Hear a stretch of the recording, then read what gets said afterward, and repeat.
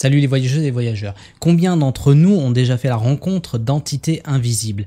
Que cela soit dans les rêves lucides, les sorties hors du corps ou voire même la réalité physique. On connaît tous dans notre entourage quelqu'un qui a une histoire à raconter, une histoire de rencontre. Mais c'est quoi un esprit de la nature? Qu'est-ce qui va venir les caractériser? Comment on pourrait expliquer leur réalité? Et enfin, pourquoi ils ne seraient pas aussi bienveillants qu'on pourrait le penser? Quand je dis esprit de la nature, je parle des elfes, des gnomes, des nains, des sylphides, des salamandres, de tout le folklore en général européen, même si partout dans le monde on en retrouve pléthore et pléthore de peuples différents et d'entités différentes. Mais nous on va s'intéresser particulièrement au folklore occidental qui est déjà si riche. Déjà, on pourrait penser une chose, et on remarque une chose plutôt, c'est que les esprits de la nature ont une nature archétypale. Il faut imaginer que partout dans notre inconscient, il y a une sorte de canevas comme ça qui se met en place avec des images et des symboles qui vont former des espèces de personnalités, de grands ensembles de personnalités en tout cas,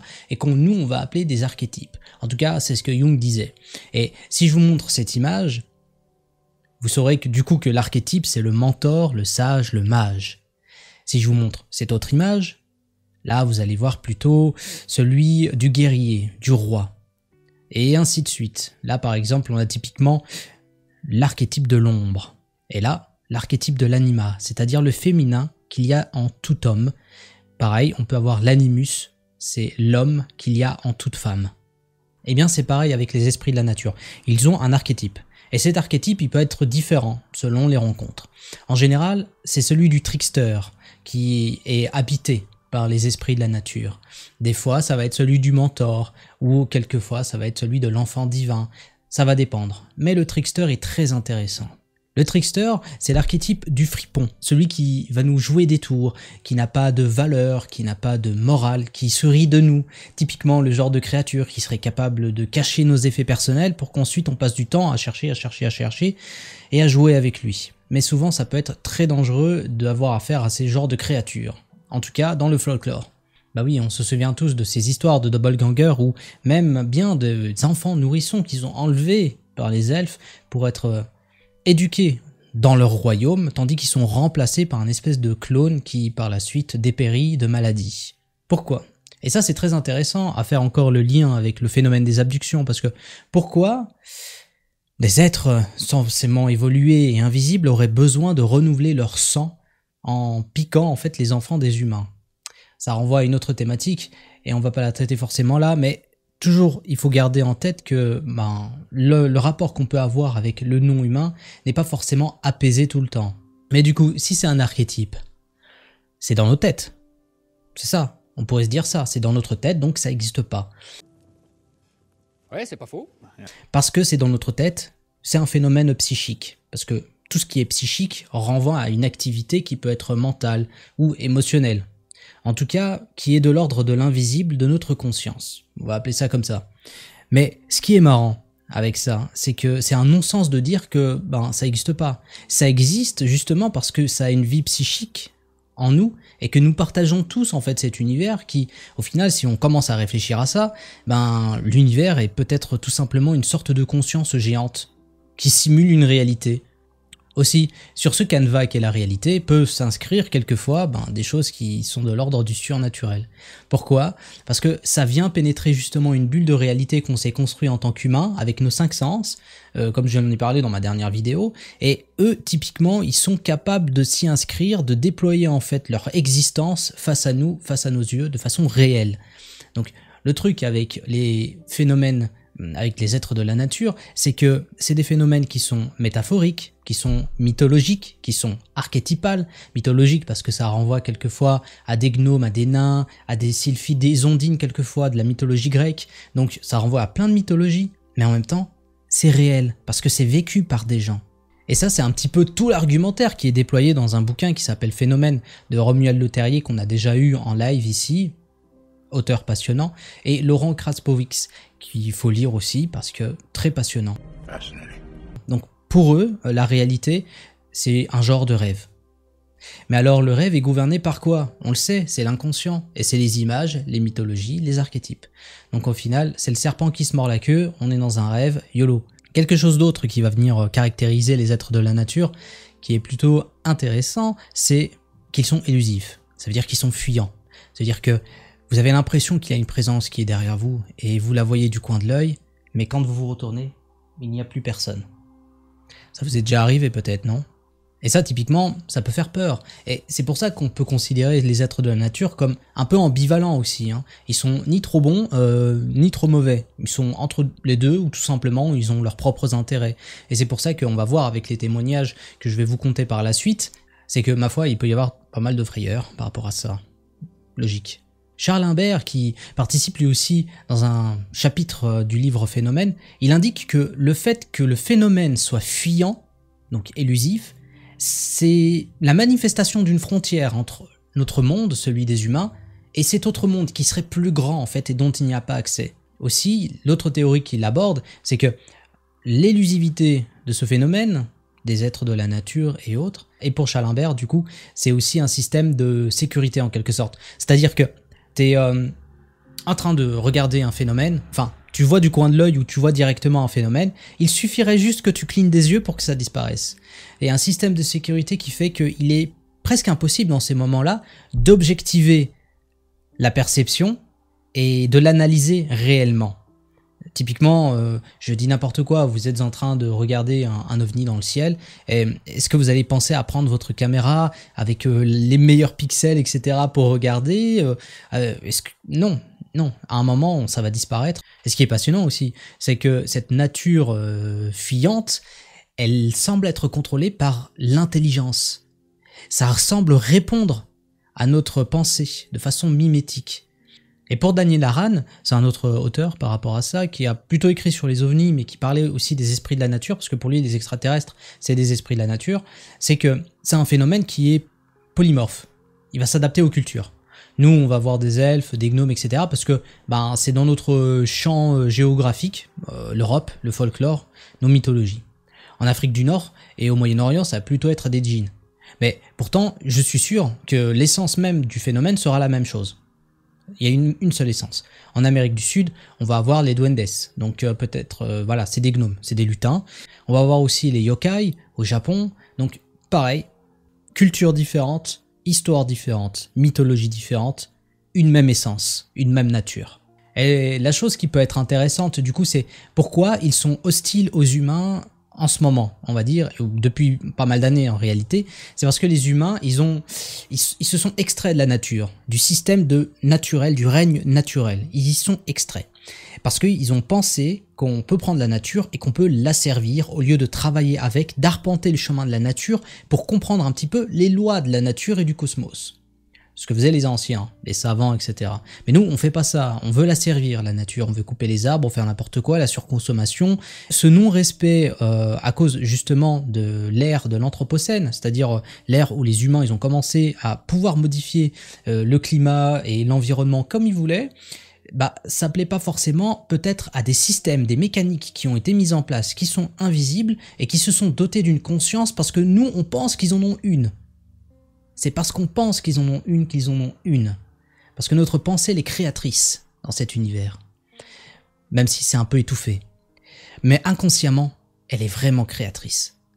Du coup, ces êtres-là, ils se disent, les humains, ils polluent, ils font n'importe quoi avec la nature. Et le problème, c'est que la nature, c'est nous aussi. Ils vont être très méfiants. Ils vont s'enfuir. Ils vont avoir peur même des fois d'éléments comme le fer. Mais pourquoi le fer ralentit ou plutôt les empêche d'utiliser leur pouvoir par exemple dans certains folklores? Parce que le fer c'est un outil, c'est un minéral qui vient symboliquement en fait représenter l'industrie de l'homme, sa capacité à fabriquer des outils qui sont hors du cadre naturel. Et donc ça plaît pas forcément et ça blesse les elfes, les fées, etc. On se souvient par exemple dans le folklore que le roi Salomon, il enfermait des rois djinns et des puissants esprits à l'intérieur d'espèces de jarres comme ça qui sont composés notamment de fer magnétique, donc de la magnétite. Très intéressant, un champ magnétique, etc. Et que lui-même avait une bague en cuivre et en fer qui lui permettait de se faire obéir des djinns avec une espèce de sceau pentagramme. Voilà. Mais toute cette réflexion, elle nous vient forcément des rencontres qu'il y a eu lieu. Et des rencontres, il y en a tout le temps. Il y en a tout le temps. Et on remarque que quand on est jeune, qu'on en fait plus que quand on est un peu plus adulte. Et c'est tout à fait normal parce qu'on a eu le temps de se conditionner en tout cas à tout le cadre, toutes les règles en fait de notre société qui nous dit que l'invisible n'existe pas. Mais quand même, il peut y avoir des bugs dans la matrice. Cela m'est arrivé quand j'avais 10 ans. Et j'ai été tellement choqué que je m'en souviens très bien. Mes parents vont au marché fermier chaque semaine. Cette fois, ils m'ont emmené. Donc ce marché de producteurs se tenait sur un grand parking et au sol, ici et là, il y avait des sortes de grilles métalliques. Et on voyait en dessous des égouts. Je ne sais pas si vous pouvez imaginer, mais j'essaierai de trouver une photo. Quoi qu'il en soit, j'avais toujours peur de marcher dessus quand j'étais enfant parce que je pensais que j'allais tomber dedans. Mais ce jour-là, le marché était plein. Il n'y avait pas beaucoup de place pour faire le tour et j'ai dû marcher sur l'un d'entre eux. Ce faisant, j'ai baissé les yeux et il y avait quelqu'un là-bas qui regardait en arrière. Il était petit, il avait des oreilles pointues, mais ce sont ses yeux que je ne peux pas oublier. Ils étaient dorés et tellement brillants. Je l'ai regardé, il m'a regardé pendant ce qui semblait être une éternité. J'étais tellement choqué que j'ai continué à marcher. Quand je me suis retrouvé à la voiture, je l'ai dit à mes parents. Je l'ai dit à tout le monde, mais personne ne me croyait. Et à ce jour, personne ne le fait d'ailleurs. C'est même devenu une blague. Alors j'ai complètement arrêté d'en parler. C'est bien la première fois que je le raconte. Et croyez-moi, en tant qu'adulte, je sais à quel point cela semble fou, ringard et ridicule. Mais je sais ce qui est arrivé. Autre chose, je ne sais pas si c'est important, mais son regard était glaçant. Je savais que ce n'était pas bon. Cela me rappelle quand j'étais enfant. J'ai passé la nuit chez mes tantes. Je pense que mes parents étaient déjà divorcés. Je dormais sur un matelas qui se trouvait essentiellement dans un grand couloir, près de la porte d'entrée. Mon père dormait à côté de moi. Je me souviens d'ailleurs m'être réveillé sans raison et quelque chose me disait de ne pas faire de mouvement brusque. Dans l'embrasure de la porte, une de ces portes grillagées de sécurité en métal, eh bien, ce que j'ai vu, c'était environ 4 ou 5 silhouettes sombres, petits. Donc je pensais aux coyotes, mais leurs yeux, je n'oublierai jamais leurs yeux. Ils étaient presque tous de la même couleur. La nuance, la teinte variaient si peu que cela n'avait pas d'importance car ils brillaient tous d'une sorte de jaune. Pas doré, juste un jaune dans l'obscurité.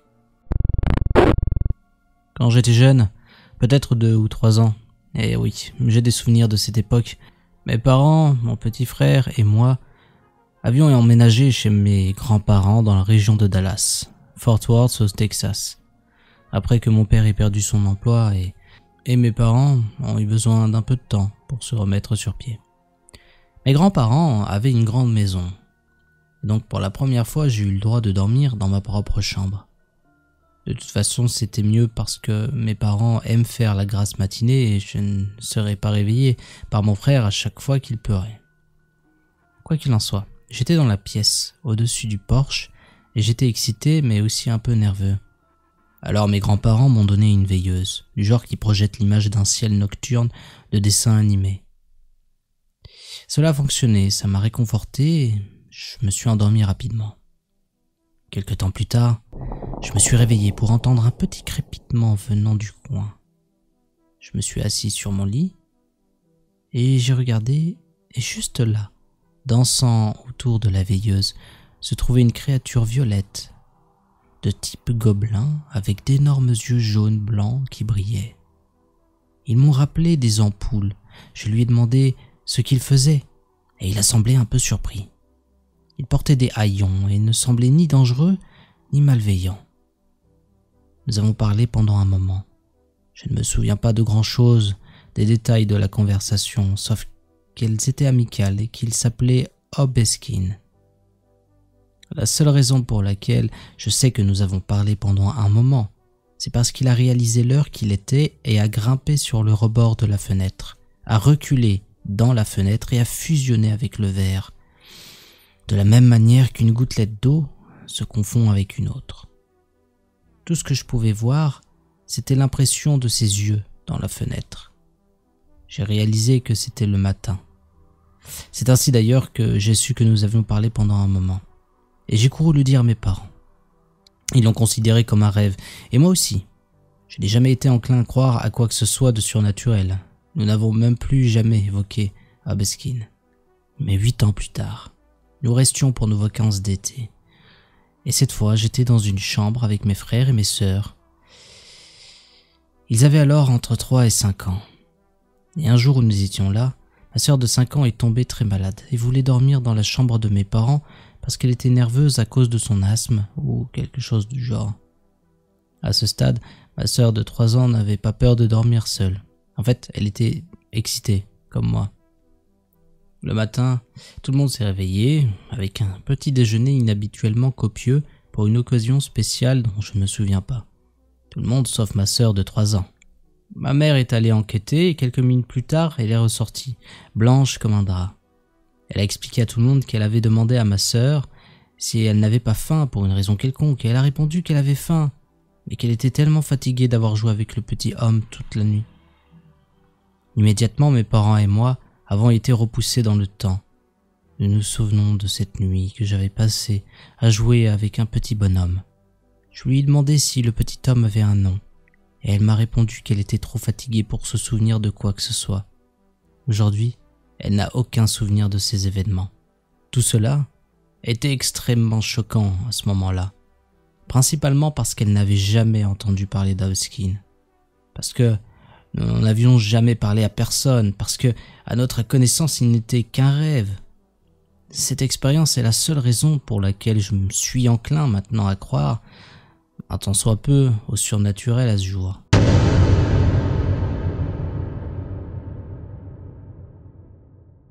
Comme vous le voyez, mes chers voyageuses et voyageurs, les contacts rapprochés et les rencontres peuvent être tous différents.